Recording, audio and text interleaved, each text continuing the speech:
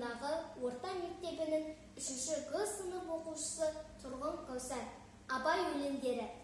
Ғылым таппай мақтанба, орын таппай баптанба, құмарланып шаттанба, ойнап босқа күлуге, бес нәрседен қашық бол, бес нәрседен асық бол. Адам болам десеңіз, тілеуін өмірін алдында, оған қайғы жүрсеңіз, өсек өтірік мақтаншақ, ершек бекер малшашпақ, бес дұшпанын білсеңіз, талап еңбектерің ғой, қанағат рахым молап қой.